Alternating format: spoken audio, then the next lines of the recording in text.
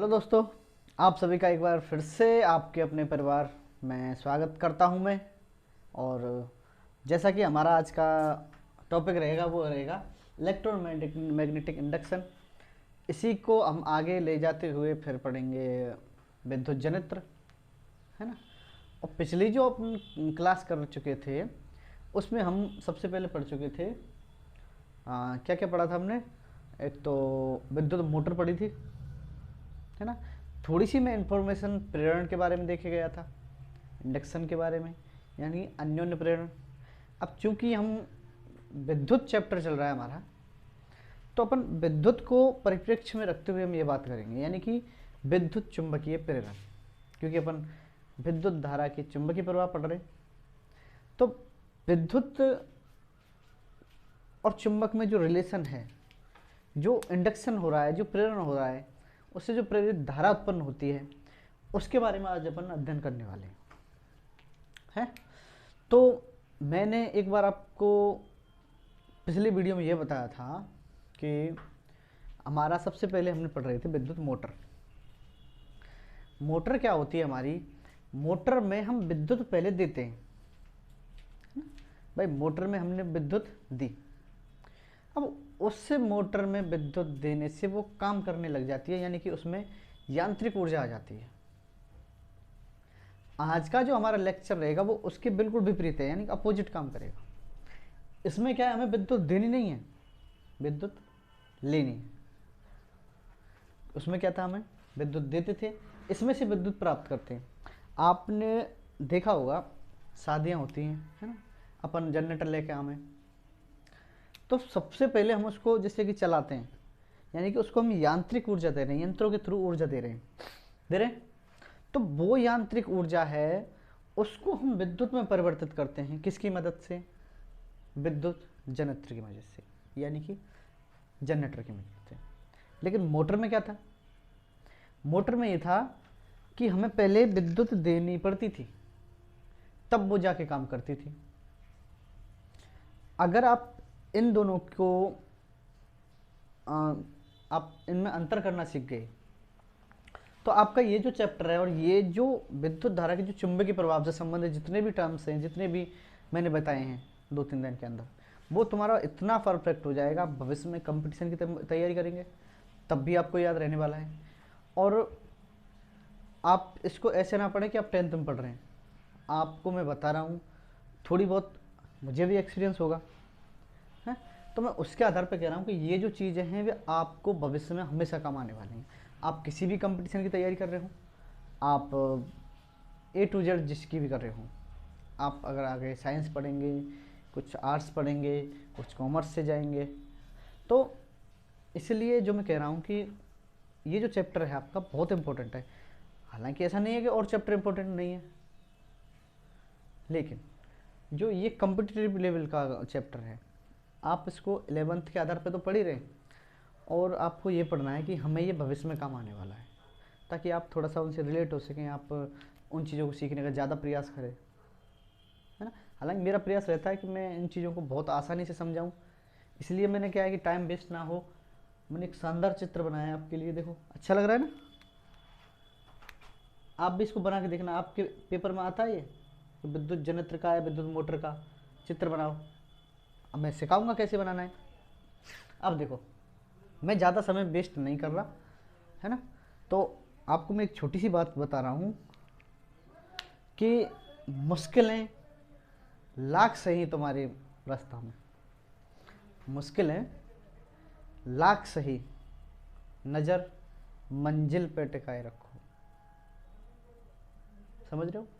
ऐसा दुनिया में एक भी प्राणी नहीं है, आप चाहे किसी भी चीज़ को देख लो, जिसके पास मुश्किलें, इन प्रॉब्लम से ना हो।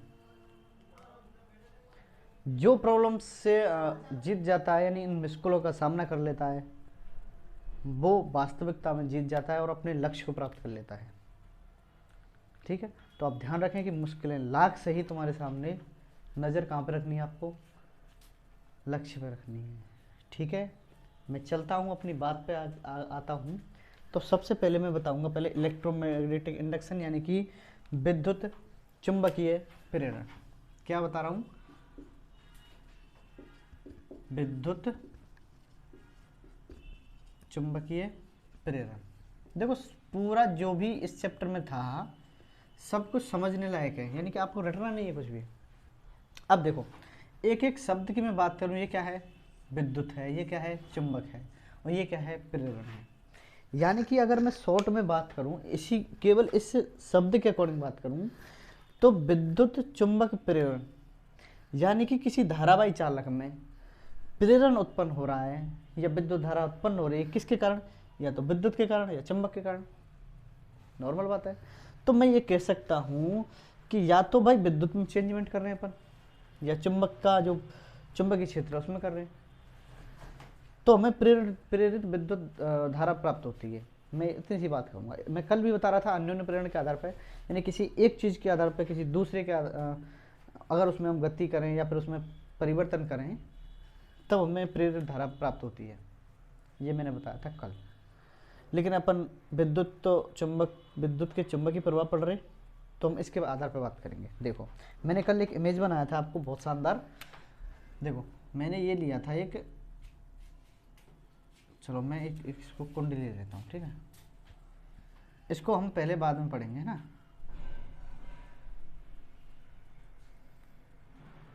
आप इस पर ध्यान दें, कोई बड़ी चीज़ नहीं है, बहुत आसान चैप्टर है, ठीक है। और मैं कोशिश कर रहा हूँ पूरी उसी तरह समझाने की। अब भाई आप समझना नहीं चाहेंगे तो मैं क्या, कोई आपको फिर समझा नहीं सकता, ये भी है। ये बना ली मैंने कोई कुंडली, ठीक है। अब इसको मैंने लाइट वाइट यानी सॉरी इलेक्ट्रिक वाइट कुछ नहीं दिया, केवल मैंने इसको ऐसे बनाया है। तो इसका एक सिरा लगभग ऐसे आ जाएगा। इस पर मैं एक लगा लेता हूँ गैल्वेनोमीटर यानी कि जी, और जी का काम क्या होता है, जी ये बताता है कि यहाँ पे विद्युत क्षेत्र उत्पन्न हुआ है या फिर नहीं हुआ है।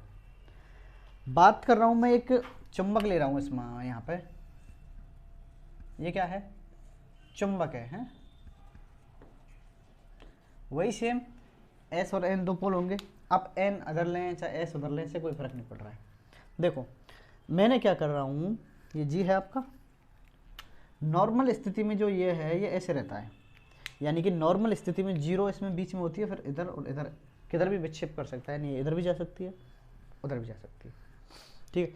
अगर मैं इस चुंबक को, अगर ये दोनों ऐसे ही रखें, दोनों बिल्कुल स्थिर, तो मैं देखता हूं कि इस सुई में कोई अंतर नहीं आ रहा है। यानी कि अगर मैं इस चुंबक को बिल्कुल चुप रख रहा हूं और ये जो मेरी पर्वत है, जो कुंडली है, इसको भी मैं चुप रख रहा हूं, तो इसमें कोई चेंजमेंट नहीं आ रहा है। लेकिन अगर मैं इसमें चेंज कर दूं, इसको इधर करूं या इसको इधर करूं या फिर इसको चेंज करूं, तो क्या होता है कि ये जो गैल्वेनोमीटर है, ये जो जी है, इसकी सुई जो है या तो इधर विक्षेपित हो जाती है या फिर इधर विक्षेपित हो जाती है। भाई आप अपने माइंड को बिल्कुल सेट रखें। मैं एक भी इस चैप्टर से क्या, आपके जो साइंस है ना, इतनी आसानी से समझाऊंगा, आप याद रखेंगे कि पढ़ी थी साइंस, ठीक है। अब देखो ये जो चुंबक है, अब मैं इसको, चलो इसको चुप कर रहा हूँ बिल्कुल, है ना। तो मैं चुंबक को मान लो इधर लेके आ रहा हूँ, इधर किसका है मैंने, तो जैसे ही मैं इस चुंबक को इधर लेके आ रहा हूँ, तो इसमें या तो ये इधर जा रही है या फिर इधर जा रही है। कैसे, या तो ये इधर जाएगी या फिर इधर जाएगी।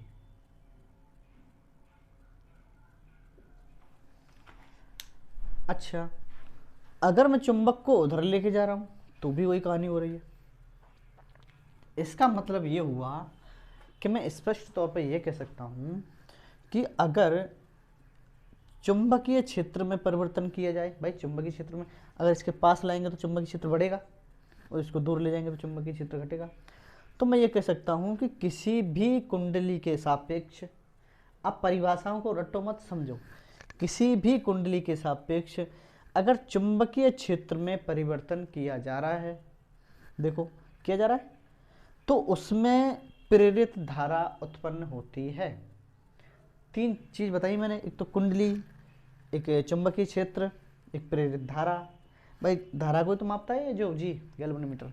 तो मैं ये कह रहा हूँ कि अगर किसी कुंडली के सापेक्ष या तो चुंबकीय क्षेत्र में परिवर्तन किया जा रहा है ना, या फिर इसमें परिवर्तन किया जा रहा है, तो इन दोनों में से अगर कुछ कोई भी चेंजमेंट किया जा रहा है तो उसमें क्या होता है कि प्रेरित धारा उत्पन्न हो जाती है।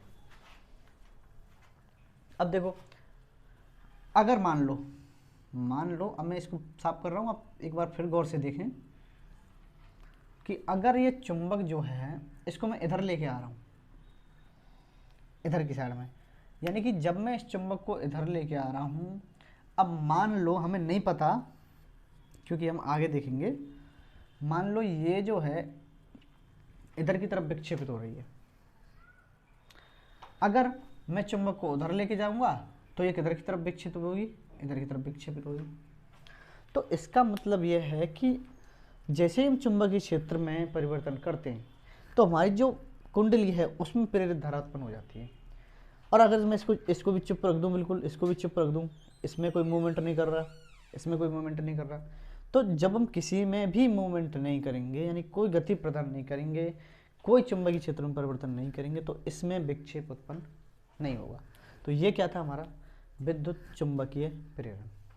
क्लियर है? अब देखो, अब ये जो विद्युत चुंबकीय प्रेरण है इसी से संबंधित हमारा ये है इलेक्ट्रोमैग्नेटिक इंडक्शन, यानी कि हम कर चुके हैं, और ये है हमारा जनरेटर यानी कि जनरेटर। तो इसका एक और मैं आप इसको पहले स्क्रीनशॉट ले लो इसको मैं एक और समझाऊंगा एक और प्रयोग के थ्रू। ठीक है भाई? अब देखो, विद्युत चुंबकीय पढ़ रहे थे, अब देखो मैं अगर ऐसे करूं, मैंने अभी क्या एक तो कुंडली ली थी, एक ले ली थी चुंबक, अगर मैं इसके स्थान पर दो कुंडली ले लूं,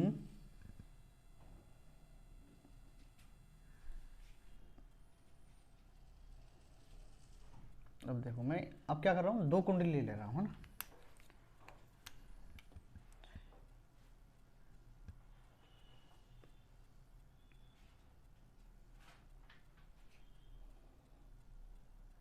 ये कुंडली में क्या है, फेरों की संख्या। भाई एक तार को अपन लपेट रहे हैं तो वो फेरा खाएगा ना, इस तरह से अपन कह सकते हैं ये क्या है, फेरों की संख्या है।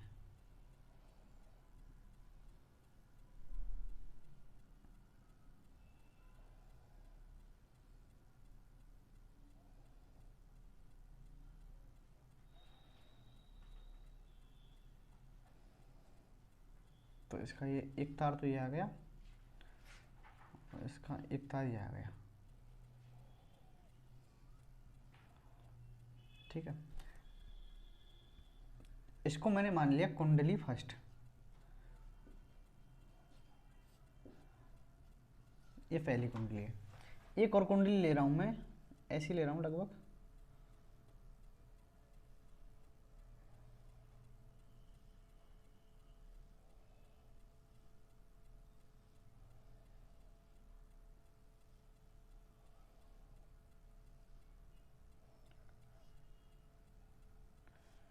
ठीक है, ये कुंडली ले ली मैंने। अब देखो, जब मैं क्या कर रहा था, इस कुंडली के पास क्या लेके आ रहा था, चुंबक लेके आ रहा था। अब मुझे क्या करना है, ये कुंडली पहली हो गई, ये और ये मैंने ले ली दूसरी कुंडली, ये क्या है, कुंडली नंबर 2 है ना। इसमें चलो मान लिया मैंने लगा दिया गैल्वेनोमीटर यानी कि जी। अब जो एक्सपेरिमेंट है आप इसको ध्यान से देखें, आपको सारा कुछ क्लियर हो जाएगा एक ही बार में। और इसको मैं जोड़ रहा हूँ किसी भी विद्युत परिपथ से, है ना, यानी कि मैंने इसमें या तो सेल लगा दिया या फिर बैटरी लगा दी, है ना, और एक कुंजी तो मुझे लगानी है, तो ये मैंने लगा दिया विद्युत परिपथ से। अब देखो मैं क्या कह रहा हूँ कि जब पहला प्रयोग जो मैं कर रहा था एक्सपेरिमेंट, उसमें मैं ये जो कुंडली थी इसको एक चुंबक के थ्रू गति करा रहा था या चुंबकीय क्षेत्र में परिवर्तन कर रहा था, तब इसमें विक्षेप उत्पन्न हो रहा था।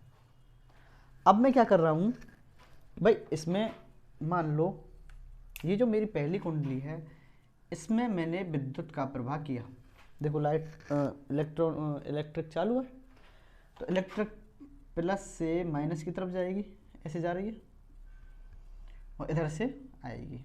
बात अब हमें ज्ञात क्या करना है, देखो अब जैसे ही मैं इसमें कुंजी लगाता हूँ यानी कि पावर चालू कर रहा हूँ, यानी कि इलेक्ट्रिक इसमें जैसे ही आने लगती है तो इस दूसरी कुंडली में क्या है, जो गैल्वेनोमीटर लगा है उसमें विक्षेप उत्पन्न हो जाता है।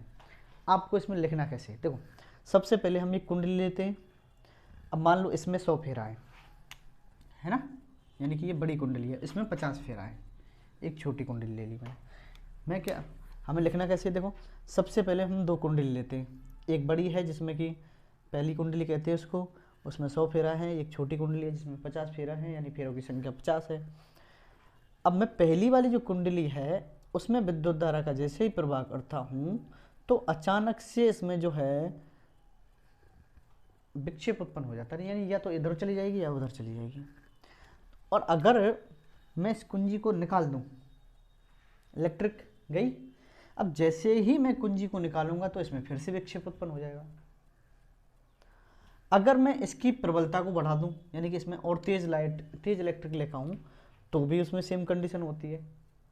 तो मैं ये कह सकता हूं कि इससे जो कुंडली के कारण उसमें जो प्रेरित धारा उत्पन्न हो रही है वो घटना क्या है, विद्युत चुंबकीय प्रेरण। समझ में आई बात? हालांकि ये मैं कल भी समझा चुका हूँ और आज भी मैं अच्छी तरह से समझा चुका हूँ। यानी कि मैं कह सकता हूँ कि यदि किसी परिपथ में या कुंडली में हम विद्युत धारा के प्रवाह में चेंज कर रहे हैं, यानी कि विद्युत धारा का क्या कर रहे हैं, हम परिवर्तन कर रहे हैं, तो दूसरी जो कुंडली है उसमें जो प्रेरित धारा है वो उत्पन्न हो जाती है। क्लियर है यहाँ तक? अब इसी घटना को मैं यहाँ पे बताऊंगा आपको। ये जो घटना है यहाँ पे हमने देखनी है विद्युत जनित्र के अंतर्गत। ये यहाँ तक क्लियर है?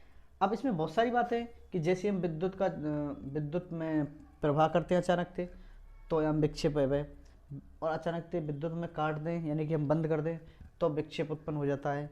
मैं कहूँ अगर विद्युत लगातार इसमें आ रही है तो इसमें कोई चेंजमेंट नहीं आएगा। ये एक और चीज़ याद रखनी है, यानी कि ये इसकी उस पर निर्भर करता है कि कब इलेक्ट्रिक इसमें डाली है हमने, कब इलेक्ट्रिक इसमें नहीं डाली है।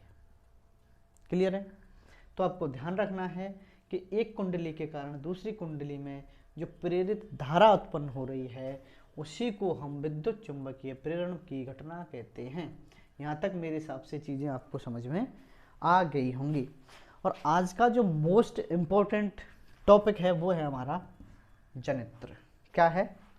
जनित्र, यानी कि जिसको अपन कहते हैं जनरेटर। अब देखो जैसे आपने ये समझा ना बड़े प्यार से, आप इसको भी प्यार से समझें, बड़ा आसान है। देखो मैं एक चीज़ एक बार बता दूं आपको, हम मोटर पढ़ रहे थे, मोटर में क्या है, हमने इलेक्ट्रिक दी पहले से, लेकिन जो जनरेटर है इसमें से हम इलेक्ट्रिक प्राप्त करते हैं। यानी कि मैं ये कह सकता हूँ कि मोटर के अंदर विद्युत ऊर्जा को यांत्रिक ऊर्जा में परिवर्तित किया जाता है, लेकिन जनरेटर के अंदर यांत्रिक ऊर्जा को विद्युत ऊर्जा में परिवर्तित किया जाता है। अब देखो, अब इससे हमें विद्युत धारा मिलेगी। अब कैसे मिलेगी मैं ये बता रहा हूँ।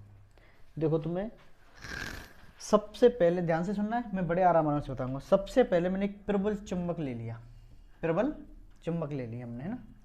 अब ये जो चुंबक हैं ऐसे चुंबकीय बल रेखाएं प्रदर्शित करेंगी, यानी कि ये क्या है, हमारा चुंबकीय क्षेत्र है ना। ये जो है ये चुंबकीय क्षेत्र है। अब अरे एक चीज़ और बता देता हूँ मैं, इसी से रिलेटेड है, इससे रिलेटेड। अब क्योंकि ये चुंबकीय क्षेत्र आ गया है तो मैं उसको बता देता हूँ। देखो हमारा एक नेक्स्ट टॉपिक है, छोटा सा है, 2 मिनट का, वो है फ्लेमिंग का दक्षिण हस्त नियम, यानी कि राइट हैंड जो रूल है वो किसका है, फ्लेमिंग का। मैं अगर आपको बताऊं कि पिछली वीडियो में हमने पढ़ा था बाएं हाथ का, यानी कि इसका, है ना। तो मैंने इसमें बताया था, देखो आप मेरे हाथ की तरफ देखेंगे गौर से, देखो मैंने बताया था ये तीनों उंगली है, ये एक अंगूठा है, ये फर्स्ट फिंगर है, ये सेकंड है ना, मिडिल वाली। देखो मैंने बताया था FOME, बताया था FOME, यानी कि अगर किसी भी चालक में, विद्युत धारावाही चालक में, यानी कि चुंबकीय क्षेत्र की दिशा उधर है ना, और उस पर जो फोर्स है वो ऊपर की तरफ लग रहा है, फोर्स किधर लग रहा है, इधर, तो उसमें जो धारा की दिशा है वो सामने की तरफ होगी, आपके सामने। लेकिन अब देखो मैंने यहाँ पे बताया कि ये जो कुंडली है या तो इनमें गति कराई जाती है, जैसे चुंबक में गति करा रहा था ना, ऐसे करके ऐसे, तो उसके लिए अब ये जो पहला वामस्थ नियम है वो गति के बारे में नहीं बताता है भाई। मैंने क्या क्या बताया, ये क्या है, FO मीन्स फोर्स, ये क्या है, क्या है, देखो FOE और M, यानी कि जो फर्स्ट फिंगर है हमारी चुंबकीय क्षेत्र है, E क्या है, ये इलेक्ट्रिक है, विद्युत धारा है, तो उसमें गति नहीं बताई थी। लेकिन यहाँ पे हमारी कुंडली गति करती है, जैसे चुंबक हमने गति कराई थी। इसके लिए फ्लेमिंग ने एक दूसरा नियम दिया है, ये दक्षिणस्थ नियम। अब इसमें क्या है, देखो दक्षिणस्थ मीन्स राइट हैंड, अब मेरा राइट हैंड जैसे ये है, देखो सेम उसी कंडीशन में मैंने अपने हाथ को ऐसे किया, ठीक है। तो ये जो फर्स्ट फिंगर है हमारी, जो ये है, जैसे उसमें ये चुंबकीय क्षेत्र को दर्शा रही थी, तो इसमें भी ये चुंबकीय क्षेत्र को दर्शाती है, ठीक है। और ये जो मिडिल है हमारी, ये धारा की दिशा को बताती है। तो अगर किसी भी धारावाही चालक में उधर की साइड में चुंबकीय क्षेत्र काम कर रहा है, ऐसे देखो ये कर रहा है, और ये जो है ये धारा की दिशा इधर है, तो इसमें जो गति होगी चालक में ऊपर की तरफ होगी, फोर्स किधर लगेगा, ऊपर की तरफ, तो गति किधर करेगी, ऊपर की तरफ। ये चीज़ मैं इसमें समझाने वाला हूँ अभी। देखो कैसे, मैं सबसे पहले क्या कर रहा हूँ, मैंने दो चुंबक ली, और चुंबक कैसी हैं, प्रबल है ना, ताकि हमें प्रबल चुंबकीय क्षेत्र मिल सके। मैंने दोनों चुंबकों को ऐसे रख दिया, और इसके बीच में मैंने ये लगा दी कुंडली, ABCD कुंडली लगा दी, ठीक है। अब इस कुंडली की जो AB साइड है, इसको मैंने B1 बुर्श से जोड़ दिया, B माने बुर्श और पहली बुर्श है ये, तो AB साइड जो है वो किससे जोड़ दिया, B1 बुर्श से, और CD साइड जो है वो किससे जोड़ दिया, मैंने B2 से जोड़ दिया। क्लियर है यहाँ तक?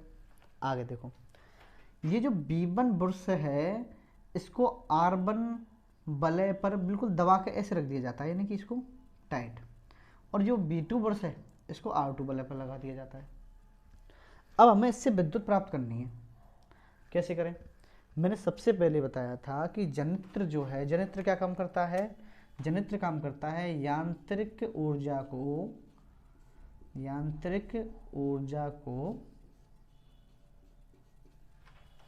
विद्युत ऊर्जा में बदलता है,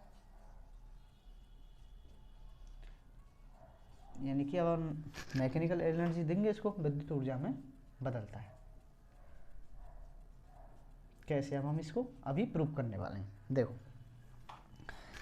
अब ये क्या है, हमारी धुरी है, जो कि मोटर में भी होती थी।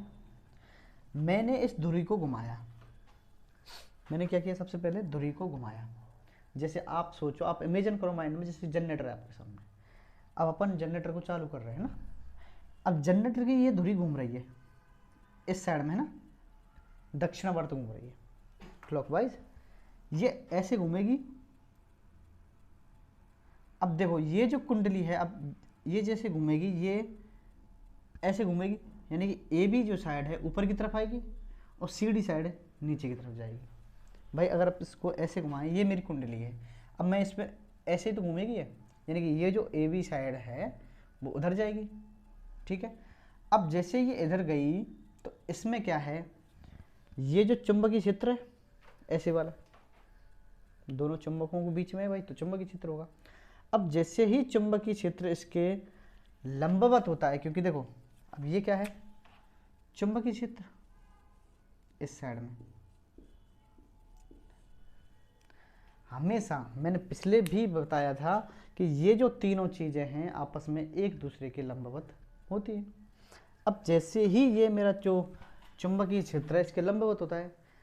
अब मेरी जो कुंडली है किसी भी चुंबकीय क्षेत्र में अगर गति करती है तो उसमें प्रेरित धारा उत्पन्न होती है। प्रेरित धारा का मतलब इलेक्ट्रिक। दोबारा सुनो कि अगर किसी चुंबकीय क्षेत्र में, ये चुंबकीय क्षेत्र है, चुंबकीय क्षेत्र में कोई कुंडली गति करती है तो उसमें प्रेरित धारा उत्पन्न हो जाती है। अब होती क्यों है, रीजन देखो। चुंबकीय क्षेत्र ऐसे है और गति कर रही है ये ऐसे, तो ये चुंबकीय क्षेत्र और ये जो गति है आपस में लंबवत होती है।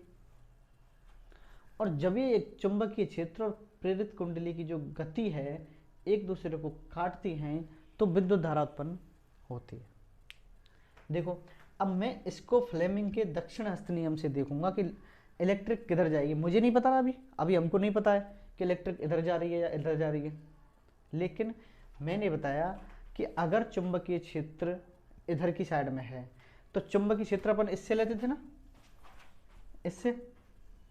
अगर चुंबकीय क्षेत्र इधर है, ये चुंबकीय क्षेत्र इधर हो गया और बल यानी कि गति ऊपर की साइड में लग रही है। देखो ऊपर की साइड में लग रही है, मैं इसमें देख रहा हूँ। पहले इसको मैं अलग बना लूँ, कहाँ पे बनाऊँ, देखो यहाँ पे मैं इसको ले रहा हूँ केवल ए और बी को।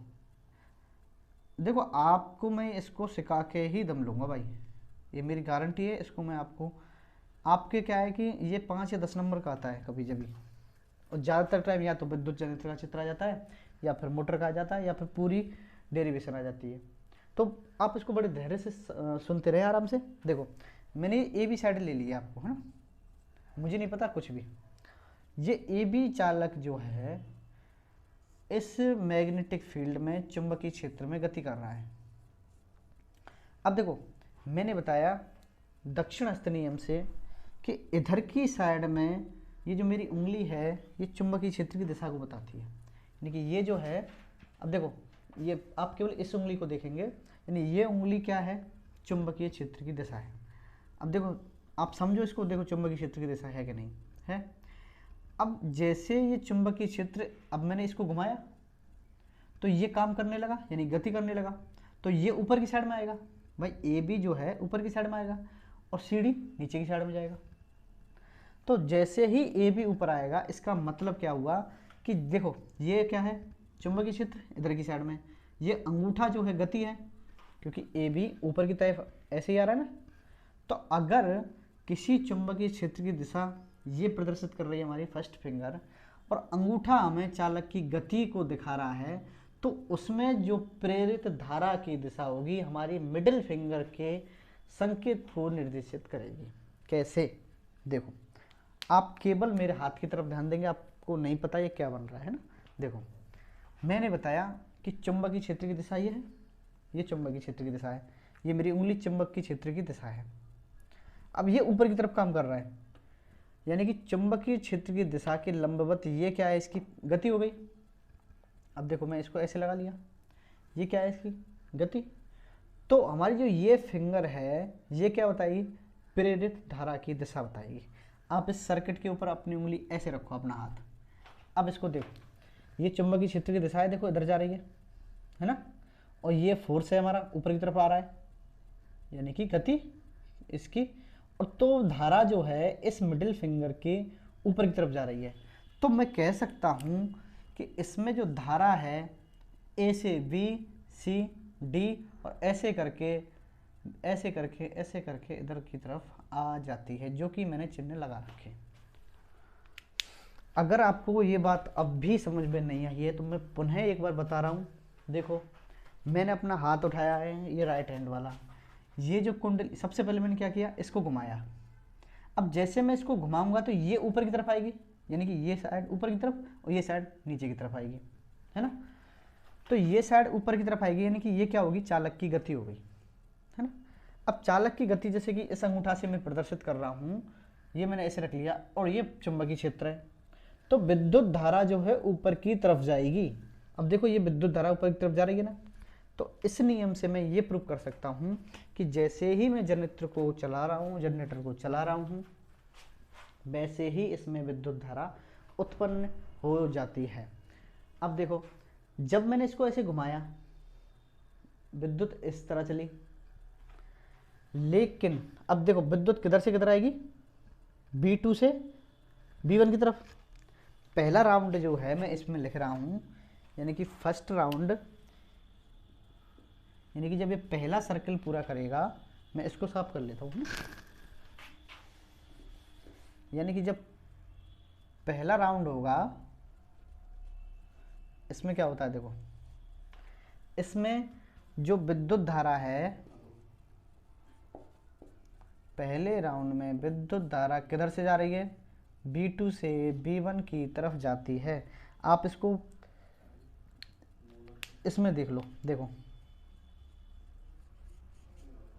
कैसे, मैंने ये इधर गई विद्युत, देखो तो बुर्श B2 से B1 की तरफ आ रही है ना। यानी कि एक टाइम ऐसा आया कि एक टाइम पे ये ऐसा हो गया, तो अगर ये ऐसी बदल गई तो या का मतलब ये है कि जो CD साइड है इधर साइड आ गई और AB साइड इधर साइड में आ गई। अब इमेजिन करो कि जैसे ही ये साइड बदलेंगी तो विद्युत धारा की दिशा बदलेगी भाई।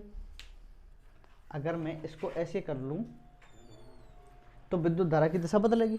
अब जैसे ही विद्युत धारा की दिशा बदलेगी तो अगला जो राउंड होगा, जो सेकंड राउंड होगा, तो उसमें जो विद्युत धारा है वो किधर आएगी, B1 से B2 की तरफ आएगी। क्लियर है? इसको भी बताना पड़ेगा एक बार। अगर आपने प्यार से और ये क्लास शुरू से देखी है ना, तो मैं गारंटेड कह रख सकता हूँ कि आज के बाद आपको ये जनरेटर हुआ चाहे मोटर हुई, आपको याद हो जाएंगे डेफिनेटली, है ना। एक बार फिर से मैं अगर इसको बताऊँ कि ये देखो ऐसी हो गई, है ना भाई, इसमें हमने ऐसे करके इसको घुमाया है तो इसकी साइड बदलेंगी। अब जैसे ही साइड बदलेंगी तो विद्युत धारा की दिशा बदलने लग जाएगी। फिर विद्युत किधर से चलेगी, इधर से चलेगी ऐसे करके, तो किधर से आएगी, B1 से B2 की ओर आएगी। तो इसमें मैं कह सकता हूँ इस पूरी प्रोसेस में, इस गैल्वेनोमीटर में क्या है, विक्षेप उत्पन्न होगा भाई। जैसे ही विद्युत धारा होगी तो गैल्वेनोमीटर में विक्षेप होगा। अब जैसे विद्युत गैल्वेनोमीटर हमें पता चलेगा कि इस जनरेटर के थ्रू हमें विद्युत प्राप्त हो रही है, हम इसको प्राप्त कर लेते हैं और इसमें यूज में ले लेते हैं। अब एक समस्या आती है कि ये जो इससे जो धारा प्राप्त हो रही है, इसको अपन, ये जो धारा है समय के साथ बदल रही है, बदली ना। जब अपन शुरू कर रहे थे इसको तो एक राउंड में क्या हुआ, ये इधर से इधर चली, अगले राउंड में मैंने इसको देखा तो इधर से इधर जा रही है। तो मैं ये कह सकता हूँ कि ये जो धारा है, यानी जनरेटर से जो प्राप्त धारा है, ये धारा समय समय पर परिवर्तित होती है। इसलिए इस धारा को अपन प्रत्यावर्ती यानी अल्टरनेटिव करंट कहते हैं। क्यों कहते हैं? क्योंकि जनरेटर से जो प्राप्त धारा होती है इस समय समय पर बदलती रहती है, इसलिए इसको क्या कहते हैं अपन, प्रत्यावर्ती धारा कहते हैं। एक होती है डिस्क धारा यानी कि डायरेक्ट करंट, उसमें क्या होता है, उसमें ये सिस्टम नहीं होता है, उसमें समय समय पर विद्युत का जो दिशा है वो नहीं बदलती है, उसमें एक समान दिशा से विद्युत चलती है। अपन हमारे यहाँ इंडिया में क्या है, ज़्यादातर जैसे कि जो बड़ी बड़ी कंपनियाँ फैक्ट्रियाँ हैं वो जो विद्युत का उत्पादन करती हैं ना, वो इसी को यूज करती हैं, यानी कि यही उत्पादन होता है हमारे यहाँ। और हमारे घरों में लगभग जो विद्युत आती है 50 हर्ज की आती है, यानी कि एक हर्ज होता है, यानी कि आवृत्ति हो गई, यानी कि हर्ज कहते हैं आवृत्ति को। यानी कि हमारे जो घरों में जो विद्युत आती है 50 हर्ज की आती है, यानी कि 1 सेकंड में वो ऐसी दिशा कर अगर बदल ली जाए, जैसे कि आधा राउंड, फिर आधा राउंड, फिर आधा राउंड, यानी कि एक राउंड में कितना हो गया भाई, 2, यानी कि एक ऐसे और ऐसे। तो हम जो 100 बार अगर ये कुंडली घूमेगी इधर उधर इधर उधर, तो क्या होता है, तो 50 राउंड होते हैं 100 में, तो उसको कहते हैं हर्ज। तो हमारे जो घरों में जो यूज की जाती है ना, वो 50 हर्ज की विद्युत धारा कौन सी होती है, प्रत्यावर्ती धारा। इसलिए इस पूरे सिस्टम को हम प्रत्यावर्ती धारा जनरेटर कहते हैं। समझ में आया कुछ? मैंने सबसे पहले लिए 2 चुंबकीय क्षेत्र लिए दोनों, उसमें मैंने कुंडली की गति कराई, और गति किससे कराई, ये धुरी मैंने घुमाई पहले बाहर से, तो आधे समय तो ये ऐसी हो जाती है, आधे में ऐसे हो जाती है, तो समय समय पर बदलती रहती है। अब जैसे ये समय समय पर बदलेगी, इसीलिए इसको अल्टरनेटिव करंट कहेंगे। अब अल्टरनेटिव करंट कहेंगे तो इसको प्रत्यावर्ती धारा कहते हैं। इसलिए इस पूरे सिस्टम को यानी इस जनित्र को हम प्रत्यावर्ती धारा जनित्र कहते हैं। इसकी दूसरी धारा होती है, इसकी विपरीत होती है दिष्ट धारा। उसमें समय समय पर विद्युत की जो दिशा है वो नहीं बदलती है। ठीक है। इस चैप्टर में जो इम्पोर्टेंट चीज़ थी हमें सीखने के लिए, जो सबसे ज़्यादा इम्पोर्टेंट, एक तो मोटर और एक जनित्र। इनमें डेफिनेटली अगर आप दो चीज़ को कंप्लीट कर लेंगे ना अच्छी तरह समझ के, तो मैं कह रहा हूँ कि आप पूरा चैप्टर कवर कर लेंगे। तो एक और छोटा सा टॉपिक है कि हमारे घरों में विद्युत का जो वो है कैसे आता है, यानी कि कौन कौन सी लाइन होती हैं। आप जानते हो जैसे कि नॉर्मली आपने 3 प्लग देखा होगा, ऊपर का जो है, जैसे मैं इसको एक इमेज के थ्रू बताऊं। देखो जैसे कि हमारा ये 3 प्लग है ना, ये ना, इसमें एक रेड होता है जिसको विद्युत में तार कहते हैं। आपको शायद ये दिखाई नहीं दे रहा, तो मैं इसको एक बार नीचे लिख लेता हूँ। हालांकि वो तो आप किताब में से भी पढ़ लेंगे, वो समझाने वाली चीज़ें नहीं है ऐसी, और एग्जाम के पॉइंट ऑफ व्यू से इम्पोर्टेंट भी नहीं है। देखो एक तार रेड होता है, चलो उसको मैं रेड और उसी बना लेता हूँ ना, और एक ब्लैक होता है। यानी जो पॉजिटिव होता है ना वो तो रेड होता है, और नेगेटिव होता है वो ब्लैक होता है। यानी कि 2 तरह की हमारे तार आते हैं, एक तो रेड होता है, एक ब्लैक होता है। रेड पॉजिटिव होता है, और जो ऊपर वाला तो ये होता है, इसे विद्युत का उदासीन तार कहते हैं। आपने घरों में देखा होगा परिपथों में कैसे करते हैं, यानी कि किसी पोल से, है ना, जिसको लट्ठा बोलते हैं अपन, उससे लाइट आई इलेक्ट्रिक और हमारे मीटर में गई। मीटर में आने के बाद हम अपन एक फ्यूज लगा लेते हैं, ताकि कभी भी लाइट अगर इलेक्ट्रिक तेज आ रही है अचानक से, तो वो फ्यूज उड़ जाए और हमारे जो उपकरण है वो बच जाए। तो उसमें तो इतना ही है, उसमें कुछ खास नहीं है समझाने के लिए, आप उसको एक बार बुक से भी पढ़ सकते हैं। लेकिन जो इम्पोर्टेंट चीज़ थी क्या है, एक तो चुंबकीय क्षेत्र इस चैप्टर के अंदर, मोटर और जनित्र, और ये जो विद्युत चुंबकीय प्रेरण है। यानी कि ये 4 चीज़ तो आपको इतनी अच्छी तरह से कंटेस्ट होनी चाहिए ताकि आप एग्जाम में बहुत अच्छा कर सकें। हालांकि मैंने बहुत अच्छी तरह से समझाया, फिर भी मैं आपको एक बार सलाह दूंगा, आप इसको घर पे बुक में से ज़रूर पढ़ेंगे। बाकी का मानना ना मानना आपकी मर्जी है, क्योंकि अगर आपने सोचा है ना पढ़ने की, तो आपको ब्रह्मा भी नहीं समझा सकता कि मुझे पढ़ना है। लेकिन अगर आपके अंदर से ये बात आती है कि मुझे पढ़ना है, बस पढ़ना है, तो आप पक्का पढ़ेंगे। ठीक है। तो मैं अपनी आज की क्लास को यहीं पे ख़त्म करना चाह रहा हूँ, है ना।